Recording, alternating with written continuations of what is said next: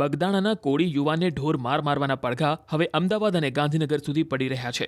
હુમલાને લઈને ભોગ બનનાર નવનીત બાલધિયા દ્વારા લોક સાહિત્યકાર માયાભાઈ આહિરના પુત્ર જયરાજ આહિર પર આશંકા વ્યક્ત કરી છે, જેના કારણે આ મુદ્દો જોરદાર ગરમાયો છે.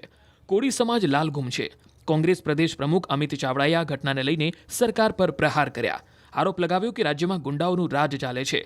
ચાવડાએ સોશિયલ મીડિયા પર લખ્યું કે બગદાણાના કોળી સમાજના સરપંચના પરિવારના યુવાન પર ગુંડાઓ ખુલ્લેઆમ જીવલેણ હુમલો કરી હાથ પગ તોડી નાખે છે, ત્યારે પોલીસ દેખાવ પૂરતી કાર્યવાહી કરી કોળી સમાજનો ગુસ્સો શાંત પાડવાનો પ્રયાસ કરે છે.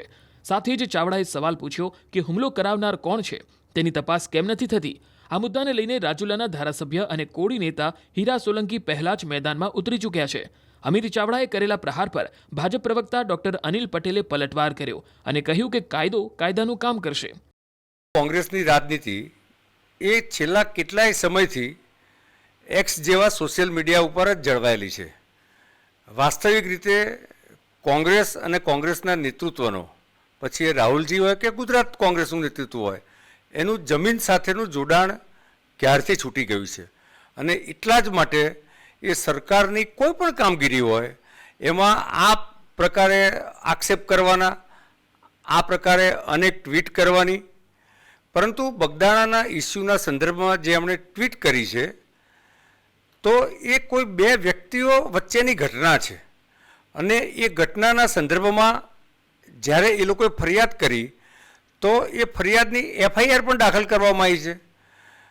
રાજ્ય સરકારનું ગૃહ વિભાગ એની તપાસ પણ કરી રહ્યું છે અને એ તપાસ કરીને જે દોષિત ઠરશે એને 100% સજા થવાની છે. ભૂપેન્દ્રભાઈની અને હર્ષભાઈ સંઘવીની સરકાર, અને ખાસ કરીને ગૃહ ખાતું એમની પાસે છે, હર્ષભાઈ પાસે છે.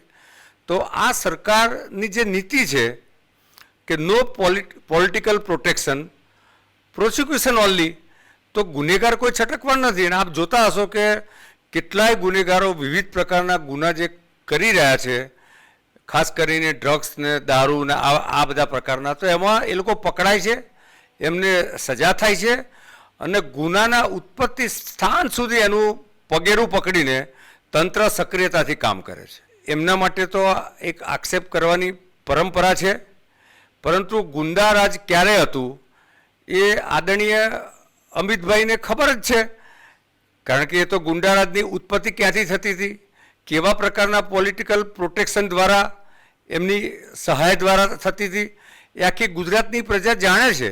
અને એટલા જ માટે ગુજરાતની પ્રજાએ 1990થી આજ દિન સુધી કોંગ્રેસને સમર્થન નથી કર્યું. મહુવાની હોસ્પિટલમાં સારવાર લઈ રહેલા કોળી યુવાન નવનીતની મુલાકાત માટે હીરા સોલંકી બાદ હવે કેન્દ્રીય મંત્રી અને સાંસદ નીમુબેન બાંભણિયા પણ પહોંચ્યા. તેમણે કહ્યું કે પોલીસ તલસ્પર્શી તપાસ કરી રહી છે. જે પણ આરોપી હશે તેની સામે કડક કાર્યવાહી થશે. નવનીતભાઈ સાથે જે ઘટના ઘટી છે એ ઘટનાને લઈને સમગ્ર પોલીસ તંત્ર કડક કાર્યવાહી ચાલુ કરી દીધી છે અને ઊંડાણપૂર્વક તપાસ સાથે કાનૂની કાર્યવાહી ચાલી રહી છે. આ ઘટનાની માહિતી મળતા હીરાભાઈ સોલંકી, અમારા સમાજના ધારાસભ્યો, અમારા સમાજના સાંસદ અને અમારા સમાજના આગેવાનો, અનેક લોકો આ ઘટનાની જાણ થતાં એમના ખબર અંતર પૂછ્યા છે, એમની સાથે છે.